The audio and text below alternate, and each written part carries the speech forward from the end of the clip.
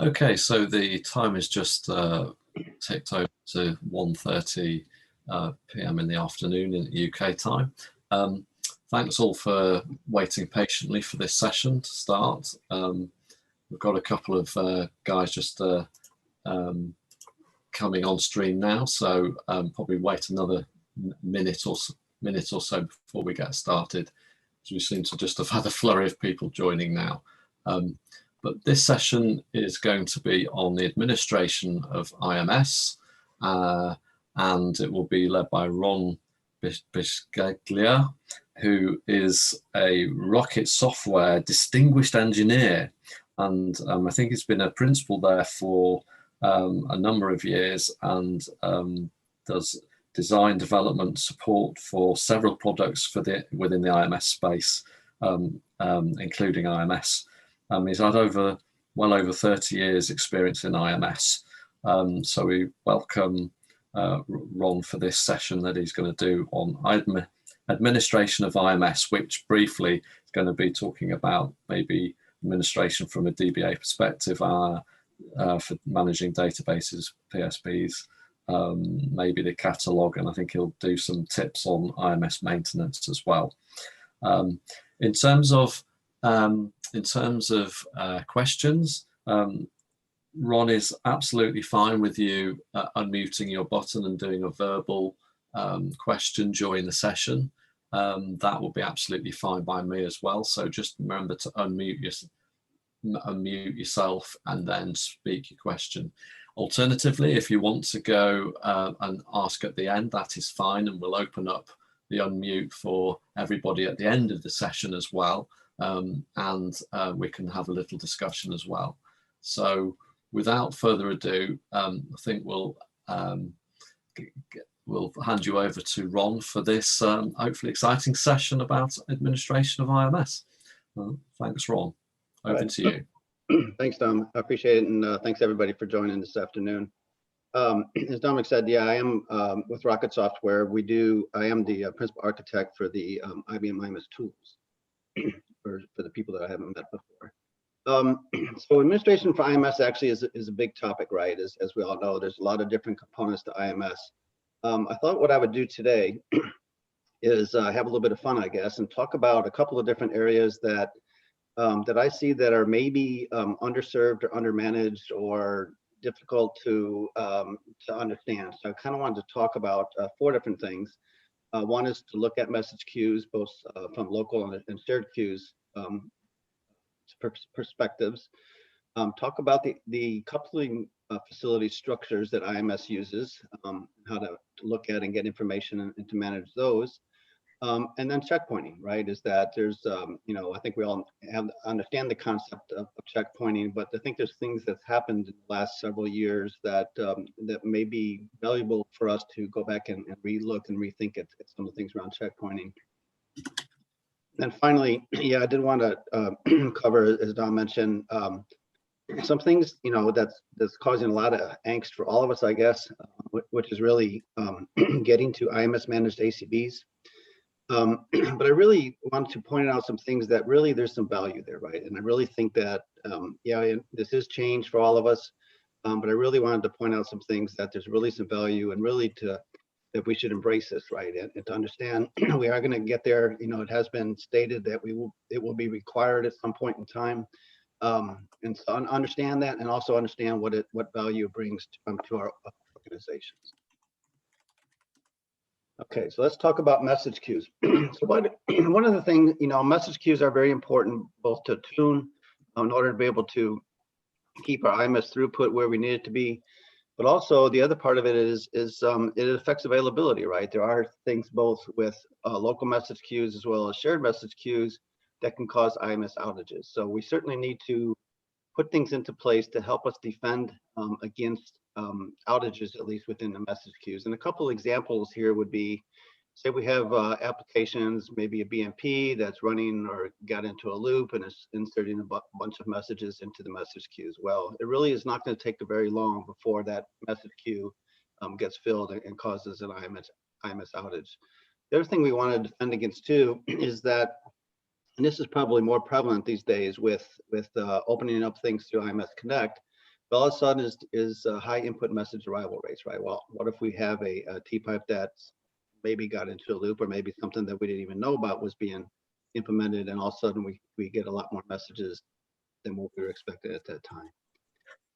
So within IMS, there's a couple of, I'll just say, fairly simplistic ways that we can provide some protection.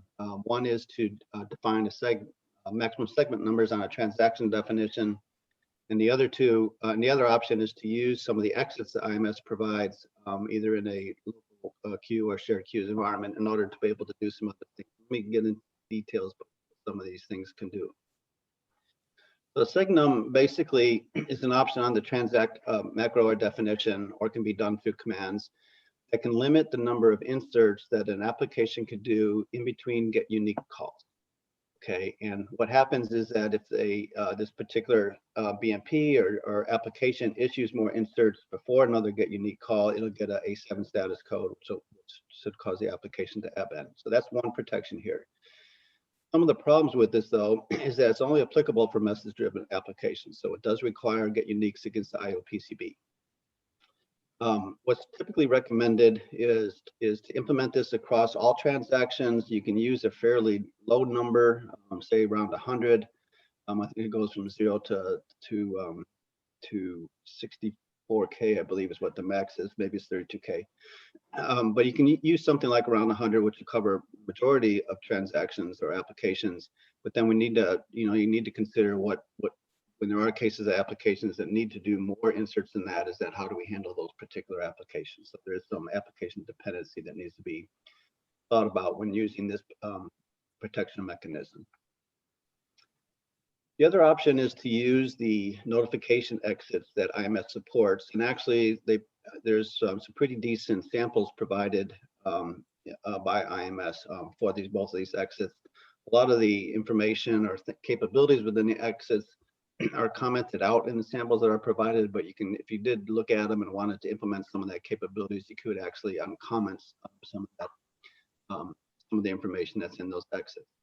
But here is that the parameter list is fairly robust at what gets passed to these exits. So there's a lot of information as far as accumulating the total number of records that are in there, what the current thresholds are set by the QTU and QTL parameters within IMS.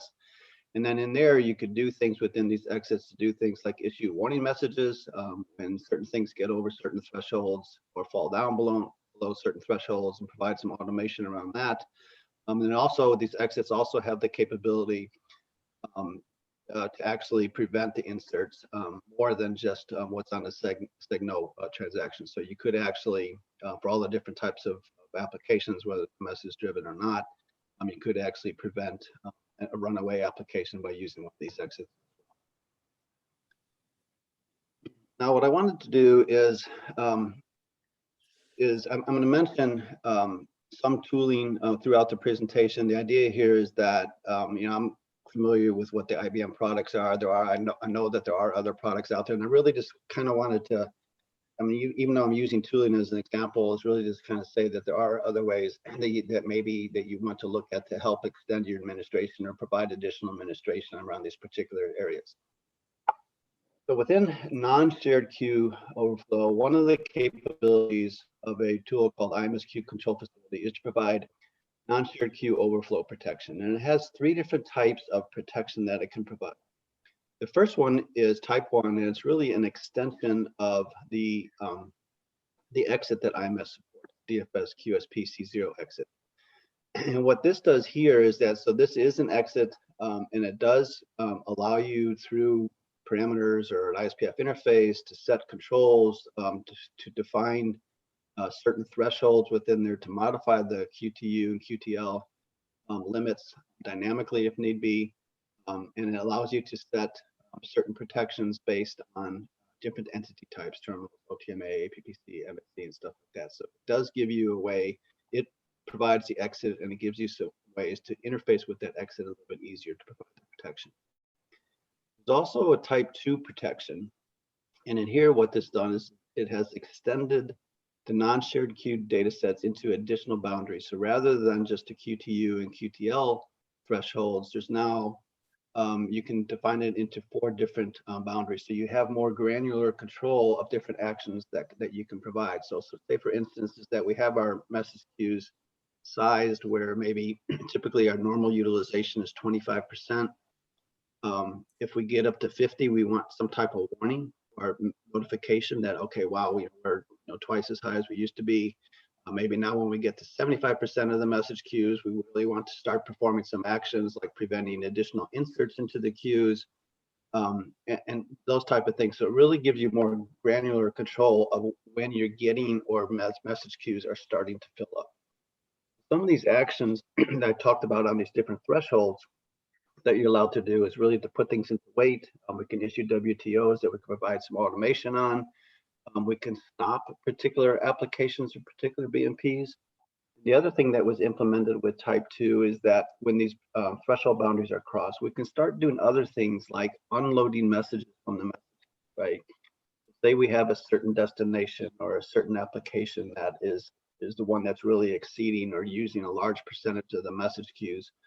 We can provide processes to start unloading those messages from the message queues and save them to a sequential file so that we can figure out what to do with those once something has done to stop the runaway application or to get the message queues down to a utilization rate. The third level is really kind of an extension of the type 2 overflow.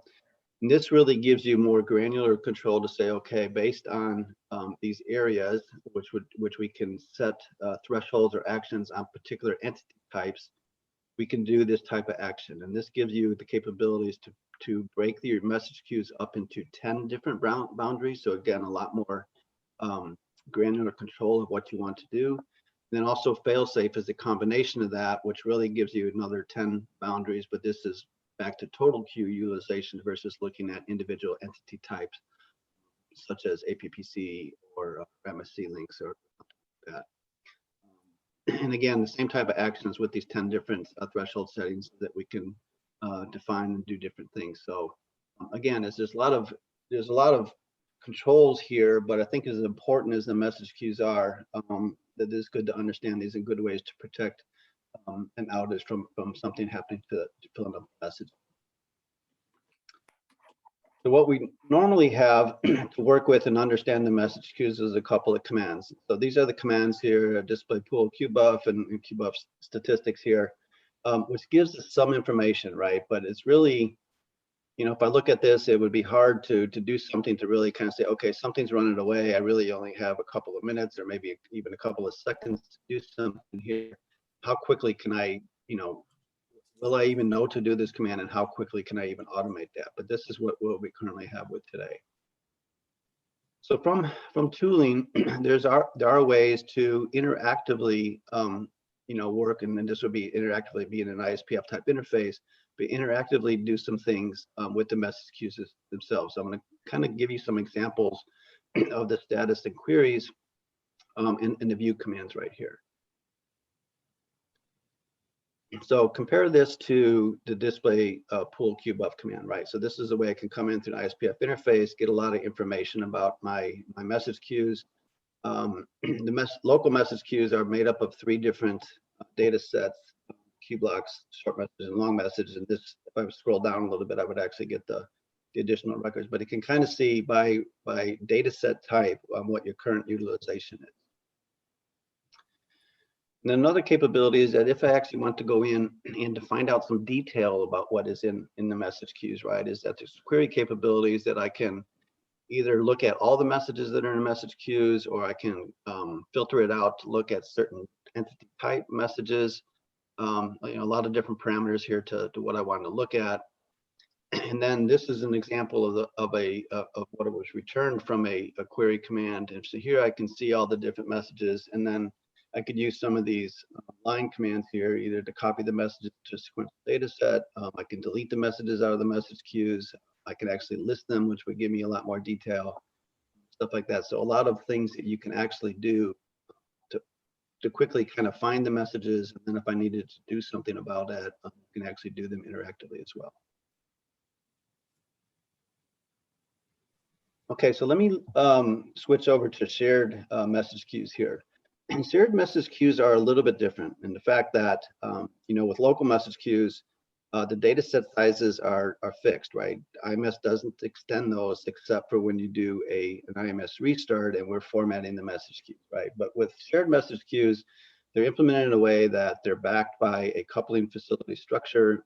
We have a concept of an overflow data set. We can dynamically extend those in cases. But there is something else that's introduced with shared message queues. This is the shared queue buffer, right? And this is some buffers that we specify with QBuff and QBuff max parameters when we start IMS. And these are a finite number also, right? Is that, well, I shouldn't say totally finite, is that there is the concept of IMS being able to extend the number of QBuffs or shared queue buffers that are used.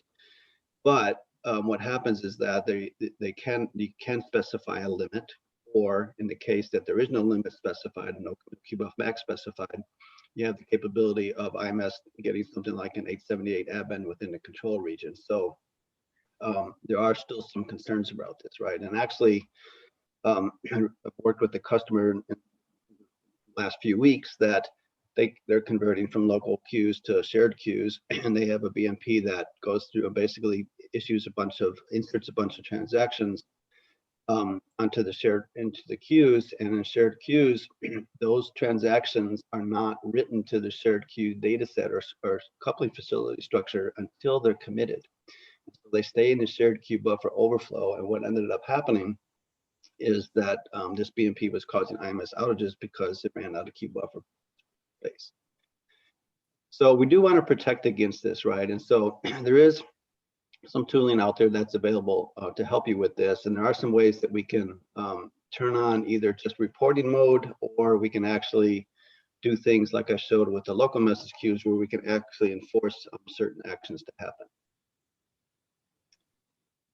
So this also is done by exploiting the queue space notification exit that IMS supports for shared queues. It does not interfere with the growing of queue buffers that I talked about from the QBuff to the QBuff max parameters. And it does have the capability either to terminate applications with an A7 status code and also return messages to the originator of particular messages. Some examples here of what could be done through this queue buffer protection is that we can turn on reporting mode. If we just want to get an idea of what our normal QBuff utilization is, we can have these messages put out every couple of minutes. We can also have it identify large buffer users if we want to find out, put out some messages really to kind of understand the queue buffer utilization, or to do some action on that. As well as we can also turn on either warning, do certain actions, or identify a critical mode. So a lot of different things here that you can get information automatically based on this protection through this exit. Again, kind of going back to what I showed with the QCF capabilities, is that we also, to me, it's a good thing. To a lot of customers that I talk to don't really have a good understanding of what messages are coming in and out of their IMS environments. So really to kind of be able to drill down and to look at and to see those type of utilizations, this does have some capabilities to go in and provide you some more detailed statistics, which are not readily available through standard IMS commands. Some additional things I wanted to talk about with shared queues are doing things like understanding destination queue depths, as well as looking at some of the queue server statistical information, right? And this is, again, something that's not readily available through IMS command. So here's an example where I have a queue server that has two IMSs connected to it. I can select the one, go into IMS2 and look at these particular messages. This gives me a quick view of all the different messages that are on this particular destination. And this will give me the detailed information, right? So if I really want to go down and look at what's out there, I can actually see where this came from and what the destination is. There's a lot of details that I can find out about this particular message. Okay, so that was kind of a quick run through of message queues. Let me go to IMS coupling facility structures. So the coupling facility structures, to me, you know, this is something that IMS has been using more and more of, really in kind of the last several releases by IMS, right? It's used data sharing environments. All of our IRLM locket information is kept there, certainly in shared message queues, kept in coupling facility structures. Resource manager, which more and more things are being controlled by resource manager using coupling facility structures, and certainly the shared queue log stream is there. So beside, you know, to me, when I look at this or I look at customers struggling with this, is that typically what they have to do is use XCF type display commands in order to be able to get any type of information about those structures. So what I wanted to show you was really kind of some screenshots of some of the detail that are in those structures. And just to give you an idea, and again, these are things that, you know, to really administer IMS environments well, is that we should have a good understanding of what's going in there. And there's even in some cases that if we did have certain, potentially some resources being hung up or something like that, is that today, you know, we have something being controlled by RM, we may have to go in and rebuild that structure. So we have to shut IMS down, rebuild that structure in order to be able to free up that resource. Well, here I'm going to kind of show you some ways that if we had some capabilities, we could potentially do that interactively or dynamically. So down the bottom here is really kind of a list of the different structures that IMS keeps. This is not really within RM yet, but these are the things that that IMS keeps. So message queues with an overflow, expedited message handler with potentially overflow.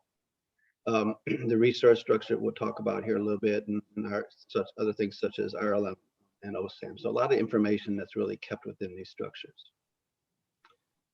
So from here, what I wanted to show are basically these three capabilities on the bottom, which is really to kind of look at the statistics within it, with any of these structures, look at what address spaces may be connected to any of these structures, as well as to actually go in and get information about the structure itself. So again, think about these structures, you know, really from a IMS perspective. Most people I talk to, you know, they go in and they ask their MBS systems programmer to go ahead and define these structures. IMS uses them just fine, right? But what's really going in and out of those, right? How do we get that information? So this is what is really shown here. And I think really to me is where I'm trying to make the point here, is that to properly administer IMS, it really is good to be able to see what's going in and out of there, and to make sure that these things are sized properly. Down at the bottom, if we wanted to actually do some threshold monitoring in this particular tool that they have them using to show this information right here, is that it can actually set some threshold, do some automatic monitoring, issue commands and stuff like that. To look at the connections, which is the second example here. So this kind of shows for this particular structure, I have two connection types. It gives me the job name and the address space that these connections are from.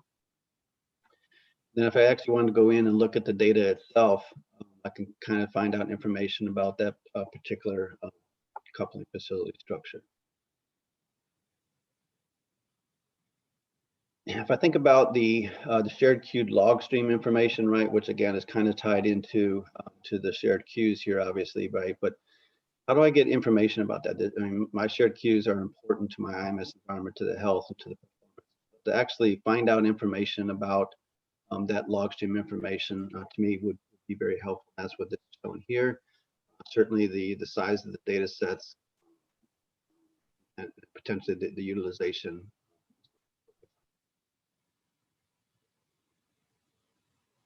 Okay, let me talk a little bit about resource manager structure content, right? And here, typically what IMS does is it keeps the global status of a lot of different types of resources in an IMS plex within an RM structure. And I'll kind of show you some examples. Actually, you look at this to see the number of things that are resources that IMS tracks through these. It's actually a pretty big number. But the problem is that we don't really have a way to look at that information, right? And for the most part, yes, it works. It works just fine. But I think that in the case that we have issues, or really to kind of understand what's in there, it's useful to be able to see the detail within these particular structures. Down the bottom here, this is actually a list of all the different types of resources that IMS keeps within an RM structure or manages through RM. And this is just kind of a simple example. If I wanted to actually look at some of the definitions in there, or in this case, I actually wanted to delete something that's in RM that maybe IMS is telling me is locked or frozen. We know that it's not.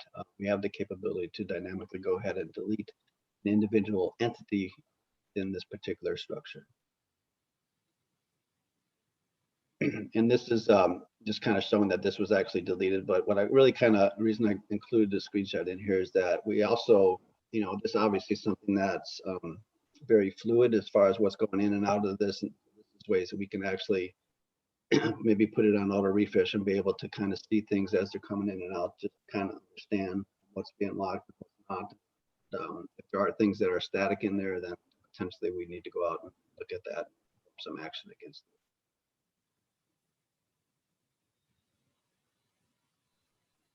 One of the other things that's important that's important and also potentially complex in an IMS Plex environment is that when we're using the CSL address spaces, we have the CSL address spaces, and I think most customers have those enabled today, and certainly if we're using RM and things like that, we have them labeled, but it's difficult. We still have to have CSL address spaces at least on every LPAR, right? And so if you're managing an IMS Plex, right, we potentially would need to go in and look at that information on each particular LPAR in order to be able to get a view to understand everything that's happening.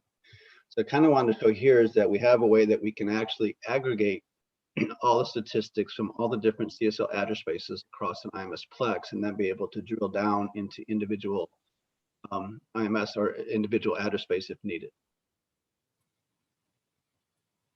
So this is how we would get into here, and we could do this either through, as I showed previously, the RM resources that we're doing. We can also get an aggregate of all the RM address spaces we have out through our IMS Plex, the OM address spaces, or the SCI address spaces. And this shows the aggregated RM statistics, is what this example is here. If I were to pick one of these particular local objects, then I can go in and get the detailed information about that particular instance of an RM. So I can start out from an aggregated view and quickly get down into, I can kind of see what potentially may be an issue, and then I can look at all the individual RMs, having to go to each LPAR and to do something to try to figure out a way I could get that information.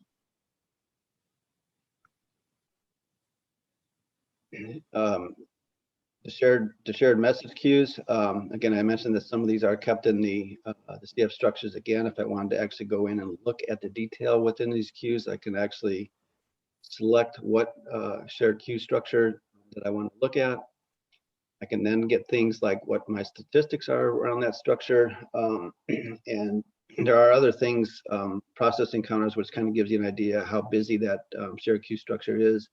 But other things that are important with shared queues is that to make sure that these are recoverable structures, right? And so they are checkpointed, and also occasionally they would need to be rebuilt, right? And so we need to make sure that we can understand that they're checkpointed frequently enough, what the cost is, the quiesce time during the checkpoint, then also look at the rebuild information to make sure that we can rebuild them needed. So this is kind of some of the information that we can get. Here you can kind of get overall information about what your shared QCS structure is actually doing here. I could then drill down and see all the individual requests, right? And so if we look at the request on top, these CQS things, these are actually the API calls into a shared queue structure that IMS would make. And so we can kind of see the business of IMS and the shared queue structures. And down at the bottom are the MVS requests between the shared queue server and the CF structure, right? And so we can kind of see the things that are going there. And again, this gives us some very detailed information to help us really kind of tune and make sure that our CF structures and our shared queue server are working properly or tuned. So we talked about the rebuild. This kind of gives you information about, if we do have to rebuild, we could go in and look at what the old structure was and what it looked like after rebuild to make sure that the rebuild was successful, and that it performed, for case maybe we're resizing or moving the CF structure from moving the structure from one CF to another, is that we want to see what that looks like, and this gives us the capability to do that. And then also here again is that this gives us information about all the structure checkpoints that we have, how long it's taken. There's part of a structure checkpoint is to write some data to a data space, right? If we need to tune that, that gives us some information here. And again, a lot of valuable information to help us really kind of look at and manage CQS structure.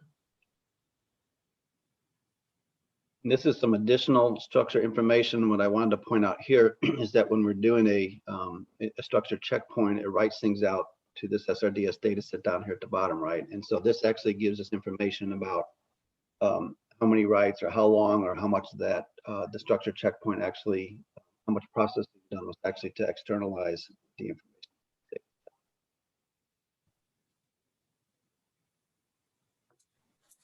Okay, so let me move on to checkpointing here.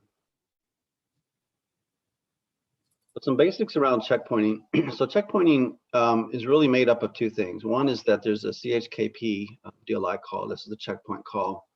And what this does is basically commits any updates, any database updates that the application had done. In the example or the scenario that I talked about earlier with that customer, it actually would also commit any messages that may have been generated by that particular application if they had inserted, say, transactions onto the message queue. It also releases any locks on database records or segments. And optionally, it can save some working storage to the IMS logs. So say there's an application that wanted to save certain pieces of information during a checkpoint, we can code a CHKP call or checkpoint call to save some of that working storage information. In conjunction with a checkpoint call is what's referred to as an XRST or an extended restart call. This is optional, right? It really kind of depends on whether the application is restartable or not, or whether it does need to have restart logic. So it is optional, but it does enable BMP to be restartable from a previous checkpoint versus the beginning of an application. So it saves all the information. We can then go ahead and restart the BMP, but providing a additional parameter on restart. Does also support repositioning and GSAM or sequential data sets as part of that restart. And optionally, if the application had coded or identified some working storage to be saved, that working storage will be restored from the IMS logs from the last checkpoint as well. An important thing here is that there are still a fair amount of customers that are still converting DLI batch jobs to BMP jobs, and this is one of the most important things is that as that is being done is that we certainly want to be able to implement checkpoints so that the application can be a well-behaved application in an online environment.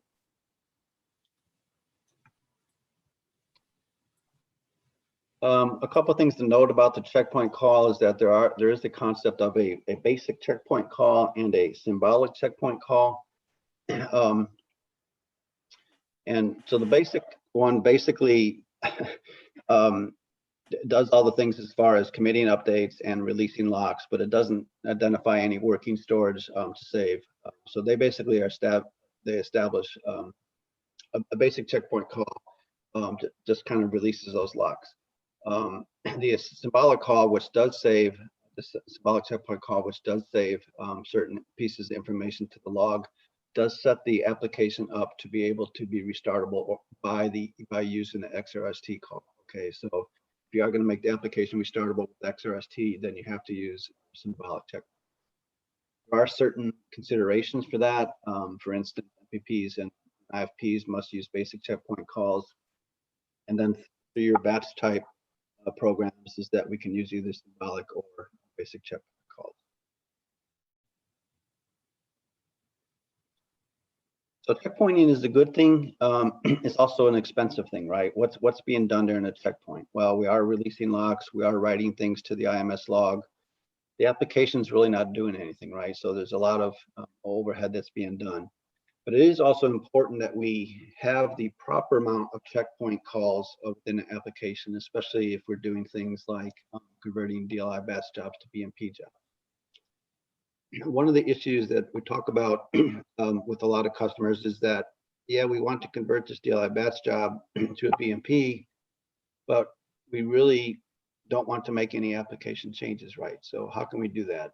But there are some tools out there, PRF being one of them, or Program Restart Facility being one of them, that allow you to implement checkpoint calls dynamically. Okay, and what this means is that when the application is running, based on certain triggers, the tool will actually do a checkpoint call on behalf of the application. So there's a couple different things here that I wanted to point out. So these are ways that we can turn on that capability, and this is either globally or typically what is recommended is to do this for individual jobs. You identify, yeah, I want this tool to look at implementing, to implement checkpoint calls dynamically.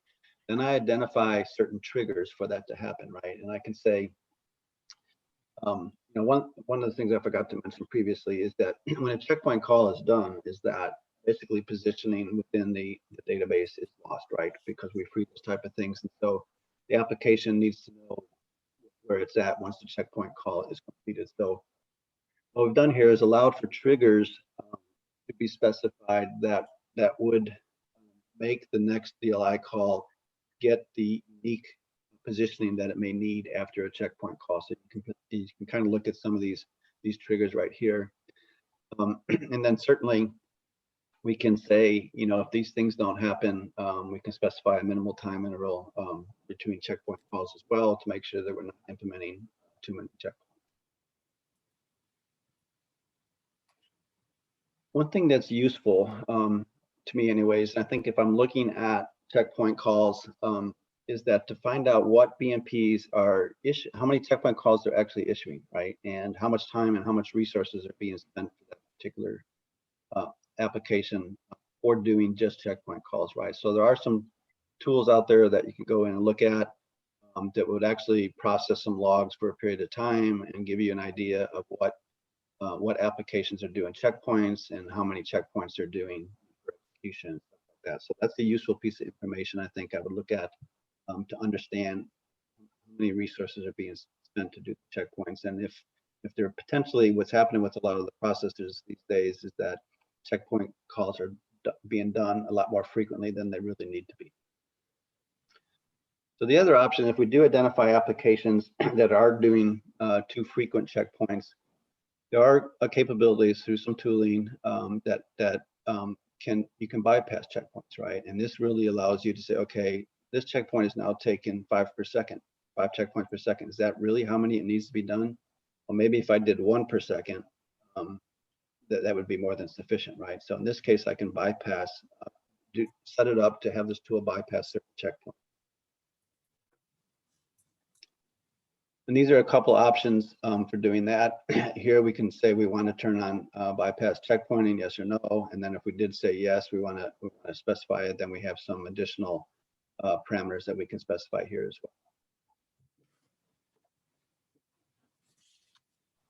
well.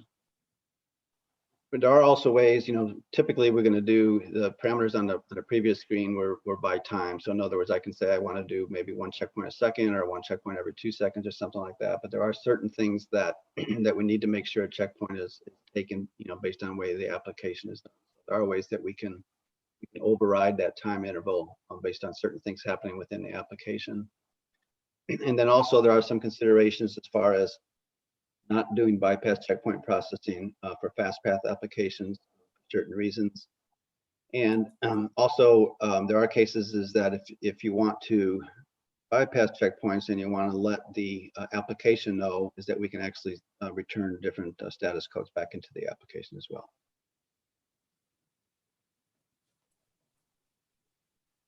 Okay, let me get on to the last topic here, which is really what I wanted to talk about is some considerations for implementing the IMS catalog and then also getting to IMS managed ACBs at some point.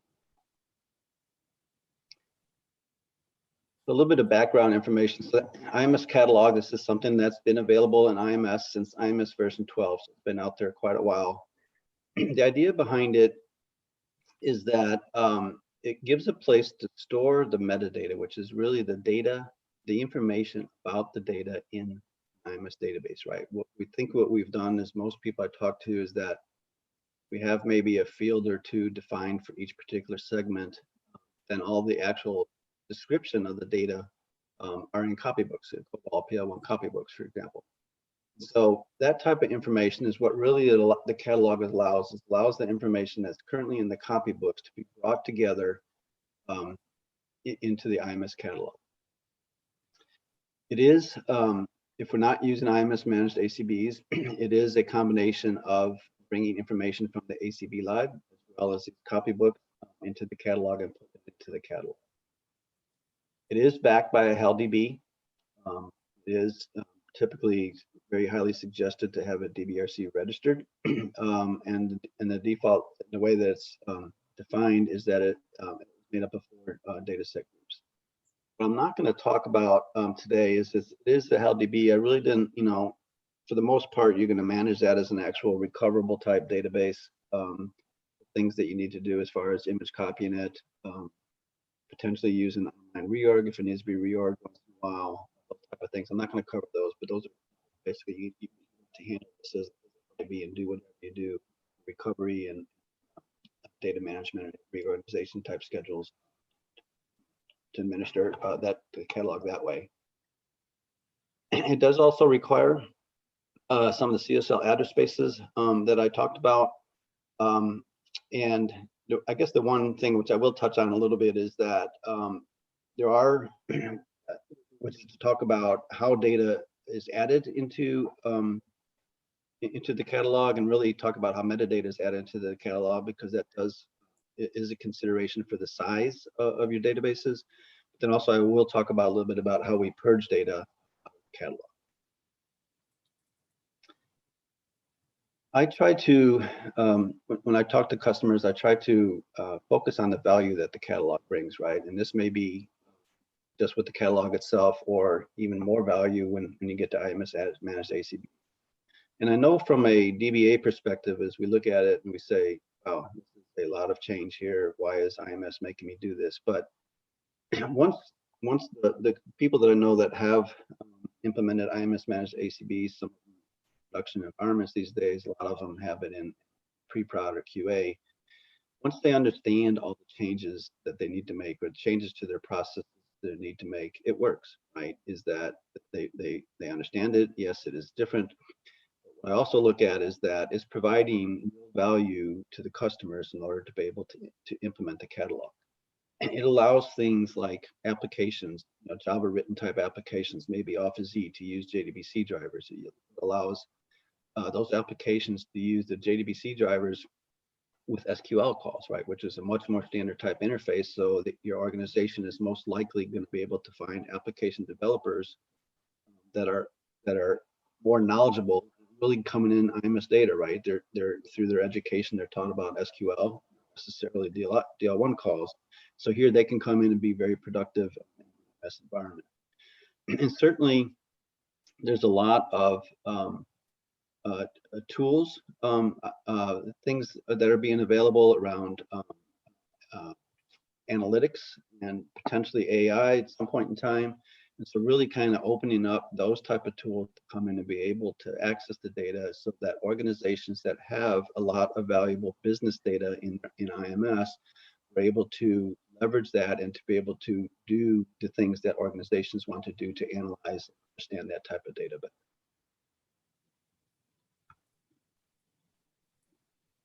So as I mentioned, they're really, getting to what's been stated as a stated direction, which is IMS managed ACBs. There's really 2 methods to that. The first one is actually to implement or enable the IMS catalog, and in that case, IMS is still running off the ACB lib, right? But the catalog database itself is available to enable SQL access, and it contains the metadata in there. When we get to IMS managed ACBs, IMS no longer runs off the ACB lib, right? it's basically going to be running off of something that's part of the IMS catalog, and that something is referred to as the IMS directory. The IMS directory looks very similar to an ACB lib. So if you looked at the information that's in there, it looks like there's one member per DVD or one member per PSB. But it's IMS is managing it, right? We're no longer using an ACB gen process to get that information in. IMS, some of the things that it does to manage this is it does also include a bootstrap data set as part of the catalog, and the bootstrap data set keeps track of these directory data sets. And these directory data sets can be, IMS can extend these. So say we have a directory data set that fills up, IMS can dynamically add another one, store the information it needs to in this other data set. And so now we have an IMS directory that may have more than one data set, right? So it does provide some benefit as far as having IMS manage these things. And one thing to keep important here is that, or to keep in mind, is that IMS will still load its control box at runtime from these directory data sets. So it looks very similar to an ACB lib. But then behind that, we also have this HALDB database that keeps information about all the different DVDs and PSBs in the IMS environment. So this is a big eye chart here, but I try to tell DBAs that I would take a picture, that I would take this chart right here and hang it up to next wherever I work, right? Because one of the things that I think that one of the value things I think the catalog brings is that it gives us capabilities to mine the information that typically was in the ACB lib easier, right? And I'm going to show some examples of that in a few slides. But here, if you look at, there's a lot of information that we can start accessing, and all the information is broken out and defined for us. But again, this should be a DBA's best friend right here.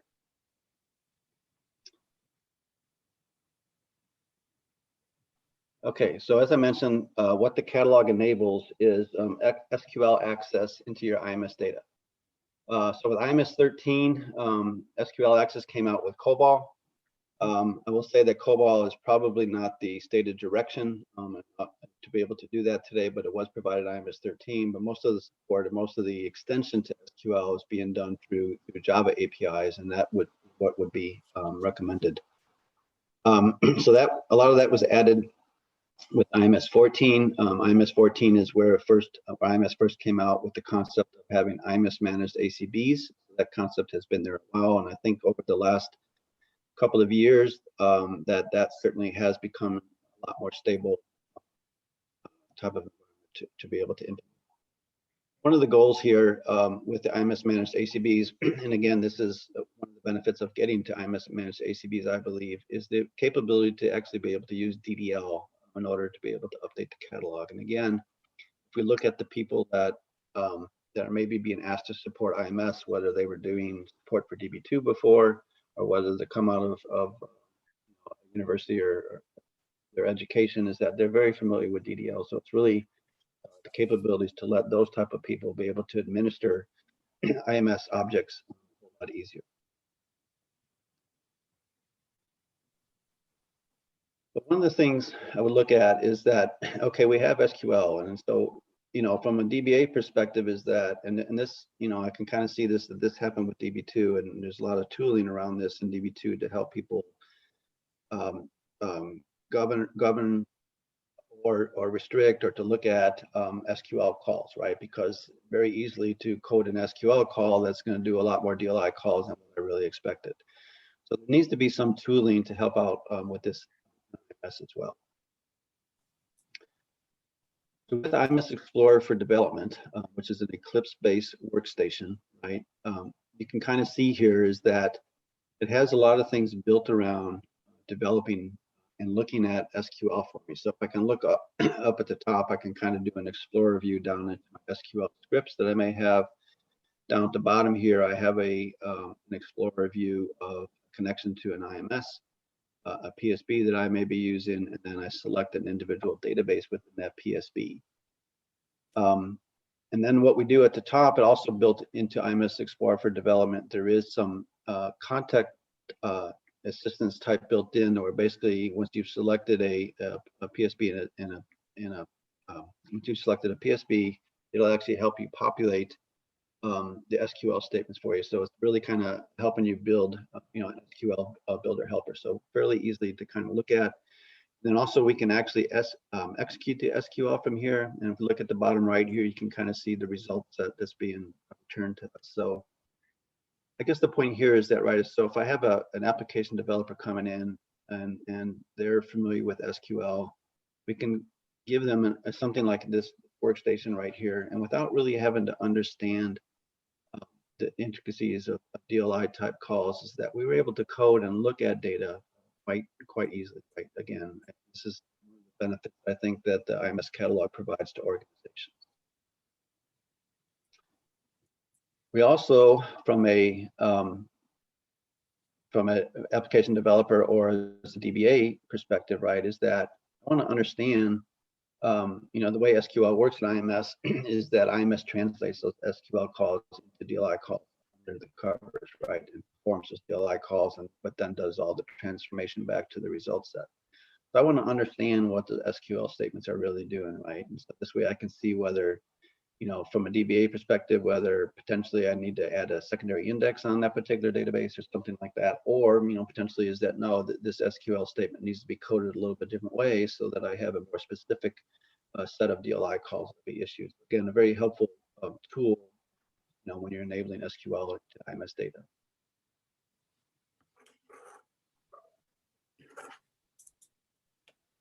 Okay, a couple more topics around the catalog here.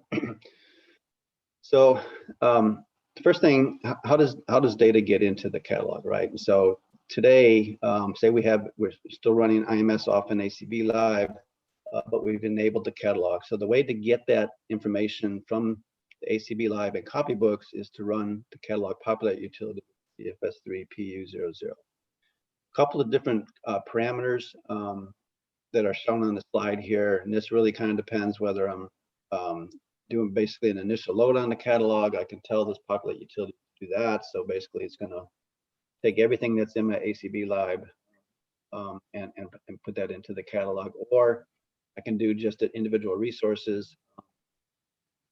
And then also there's some parameters here. If I do have IMS managed ACBs, which I'm really not using an ACB Live yet, I can actually put those into the staging directory data set, or if the catalog is not being accessed by IMS, I can actually update the catalog directly.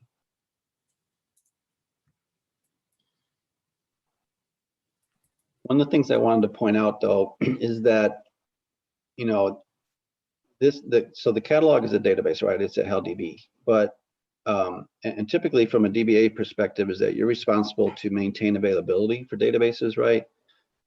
You're responsible for reorganizing them when they become unstructured or segmented, fragmented. But from a DBA perspective, you're really not responsible for the data in the catalog, right? And I think some of the customers I talked to, that's what they're struggling with now, is that who maintains this data, right? This is really, most of the stuff is what was in ACB Labs before. Some of it is in copybooks, right? Who maintains the copybooks? So one of the things to understand is from a DBA perspective is that you may be the person that needs to look at, understand the growth of the data within the catalog, and also understand when data needs to be purged from the catalog, right? So it may be a DBA responsibility now to do that monitoring and also to remove data that's no longer needed. So one of the things to keep in mind is the way the catalog works is that first off, for adding metadata, we now have basically field statements for, and could be multiple field statements per segment, right? Multiple levels of field statements per segment. So like for instance, say I have a COBOL copybook, or I have 5 different layouts of COBOL copybooks that define a segment. I could actually bring in that metadata 5 different times for a particular segment. So the point here is that if I am bringing metadata into the catalog, is that information that we're putting into the catalog, or what was the ACB Lab before, is going to grow, right? And it could grow exponentially. A lot of customers I've talked to have huge numbers of copybooks, so it's a lot of information. So it's important to be able to understand that. The other thing is that when you put a new instance of an object into the catalog, IMS doesn't delete that automatically, right? It just adds a new instance. And so we have to do something whoever's responsible for managing the size of these databases, we have to do something to be able to look at and monitor and to purge or delete unused instances of DVDs and PSBs. So one of the ways to get metadata into the catalog is through IMS Explorer for development. In this case here, what we can do for IMS Explorer for development is we can have probably an application developer pull down copybooks from the mainframe, pull down DVD definitions from the mainframe, assign what segment that those copies belong to, and then go ahead and upload that DVD definition. That's one way of getting metadata into the catalog. We also have the capability through IMS Explorer with IMS managed ACBs is to generate the DDL that would be needed in order to populate the catalog, right? So for the most part, I don't know a lot of people that have gone to DDL yet, but certainly, you know, something that a lot of people have talked about, and certainly to be able to have this capability to at least view that and understand that. Eventually, when you get to IMS managed ACBs, you can still use ACB libs, but you can probably want to get to DDL. That's one way of getting metadata into the catalog. The other way is through a tool called IMS Administration Tool. And what the IMS Administration Tool does, it allows you to do a bulk import of metadata. So we don't have to do it at a DVD level at a time, right? We can actually process all the databases within an environment if we need to. Here we can say, the way this works with the IMS Administration Tool is we export a copy of the current DVD definitions. In this case, I'm exporting from the IMS Directory data set in this environment. And then the next step would be to run the import, right? And so we've exported the DVD definitions. I'm now going to import either into the same IMS environment or to a different IMS environment. I'm going to import those definitions.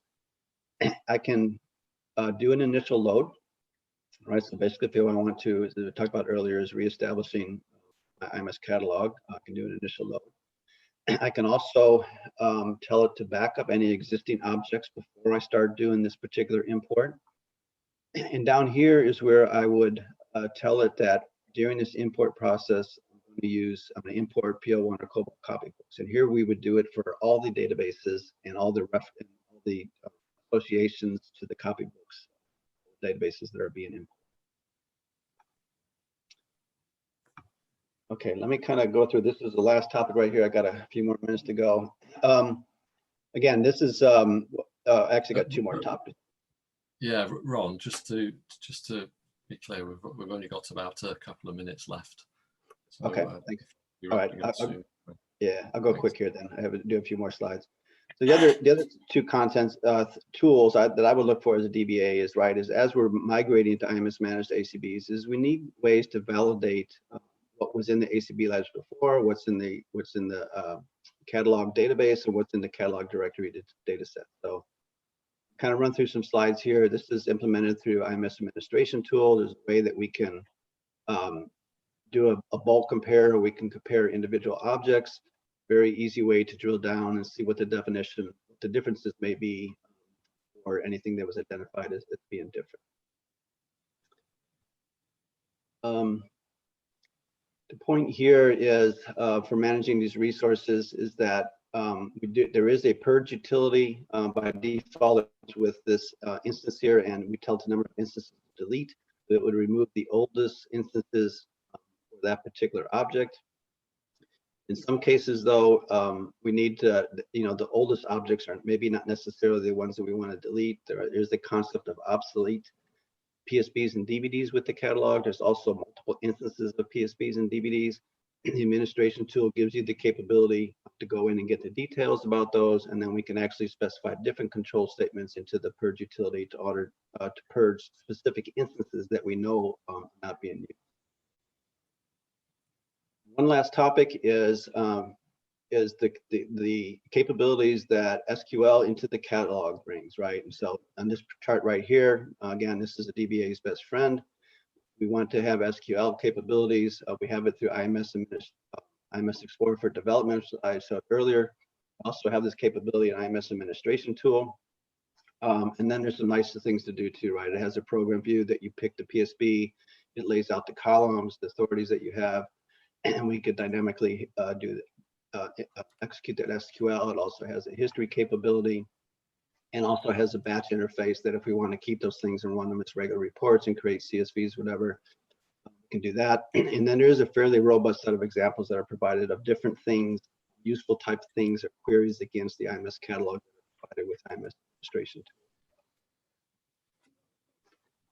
So I've talked about IMS Explorer for development, IMS Admin Tool. I guess the big difference here is typically you look at IMS Explorer for development as application programmers. It is Eclipse based, so it plugs into an Eclipse environment where there are a lot of other development tools.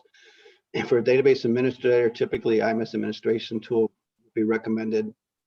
It is a web browser, so it doesn't require anything to be on a workstation, and it has some other, so it has some capabilities like doing SQL and do the compare functions that I had shown previously. Okay, talked about a lot of different components. I picked out 3 or 4 of them today to talk about. I think the idea here is that there are many components in IMS environment, right? Understanding how they work, how they can fail, and what solutions are available to help you maintain a healthy IMS. Then again, I do want to encourage you to embrace IMS managed ACBs. Yes, it is change.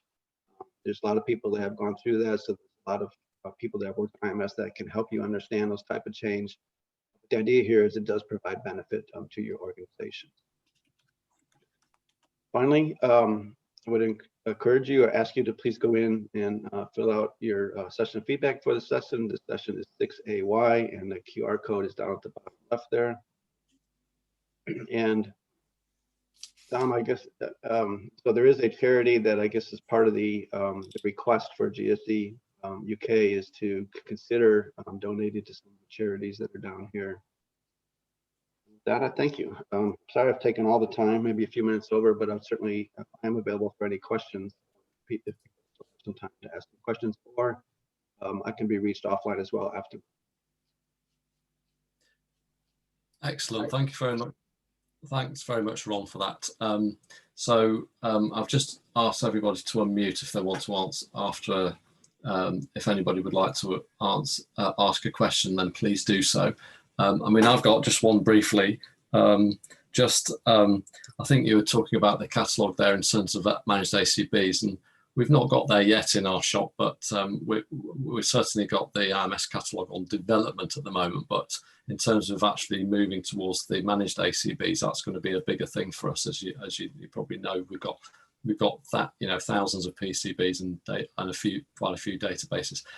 Things like the things that might be a little, not a red flag, but for consideration for us will be things like I guess we have loads of copybooks associated with them. So a lot of PCBs we do have a lot of copybooks and then a lot of redefines in the COBOL. So we can have hundreds and there can be hundreds of redefines. So that's something to look at in terms of the sizing of the database for the LDB, and also I guess the thing is that the amount of versions you're going to have, and I guess that's up to each shop to define how many versions they require, and you might want more on development than you do in live, of course, perhaps. So it's really just considerations there. But has anybody else got any more questions they'd like to ask, or tips or things you could share with us? That would be great. We're running over by about a few minutes, but if we could have a couple of minutes, if anybody's got any questions they'd like to ask, then please do so. I've had some feedback so far. Good information, great presentation. So that was from Anders. So thank you for that. Any more questions? You need to unmute yourself. Okay, so it doesn't look as though we've got any other questions, but I'd like to, on behalf of everybody here, because there's been up to, certainly up to, we've had over 100 people actually joining the 7 sessions that we've had for the IMS. This is the last one for this year's event, but it's been worthwhile, and certainly this presentation we've had 10-15 people joining at various stages during the session. There isn't, as I said, this is the last session, so we've not got any more, but there are some very decent other non-IMS sessions available during the today and tomorrow, which is when we end the GSE conference. So without further ado, I'd like to thank you all for joining. Send that feedback in, please. We'd like session feedback. It's very important to us, and we look forward to you joining an IMS session sometime soon, and hopefully on the next GSE conference for UK in next year. So thank you very much for your attendance, and we thank Ron on behalf of everybody for that decent presentation. Thank you, and virtual claps. Yep. Thank you. Thanks for having me.